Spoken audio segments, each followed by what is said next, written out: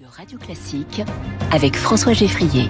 Quentin Périnel, tous les jours sur Radio Classique, c'est la chronique au travail. Bonjour Quentin. Bonjour François. Vous nous parlez aujourd'hui des actifs indépendants. Et oui, les indépendants, les travailleurs non salariés, les fameux TNS, ils sont 3,6 millions en France selon l'INSEE, cela représente 12,5% des actifs. Et ce matin, nous allons parler de l'épineuse question de leur protection sociale. La start-up Lilycare a mené une étude avec l'Institut Kantar Public sur un panel de 500 répondants que nous dévoilons ce matin dans la matinale de Radio Classique. Objectif, connaître le rapport de ce public sur leur couverture complémentaire santé et prévoyance.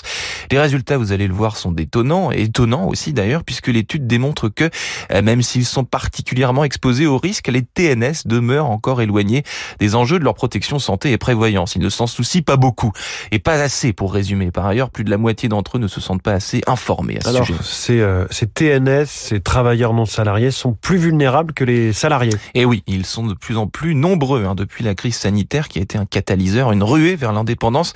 Note l'INSEE, seulement 36% des travailleurs non salariés ont déjà souscrit à un contrat de prévoyance. Parmi eux, ce sont les professions libérales qui sont souvent les plus représentées. Seulement 29% des auto-entrepreneurs sont couverts par un contrat de prévoyance.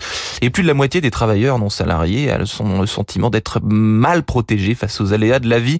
La plupart des travailleurs non salariés sont dans une situation de grande vulnérabilité. Il est donc nécessaire et urgent d'y pallier avec une solution adaptée à leurs besoins en leur apportant accompagnement, transparence et pédagogie. Nous constatons que les TNS ont une connaissance très parcellaire de la prévoyance, des indemnités ou des couvertures auxquelles ils auraient droit en cas d'imprévu, car n'oublions pas que la force motrice d'une entreprise réside dans celles et ceux qui la composent. Il est essentiel de prévenir les risques avant d'y être confrontés, évidemment, pour leur permettre d'entreprendre sereinement, déclare ainsi Sonia Elmlinger, fondatrice de Lilycare. Ce qui, effectivement, n'est pas absurde. Est-ce qu'ils s'y intéressent ? Oui, ils ont, semble-t-il, bien conscience du problème des inégalités en la matière avec les salariés. 71% des TNS s'estiment moins protégés que les salariés et ils ont évidemment raison. Pourquoi rechignent-ils à s'intéresser à leur protection sociale ?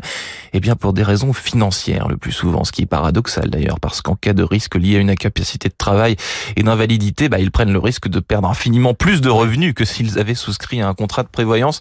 Seule une obligation légale pourrait les motiver à souscrire à un contrat. Selon la moitié d'entre eux, il y a encore de la pédagogie à faire. Au travail avec ce matin les travailleurs non salariés. Merci.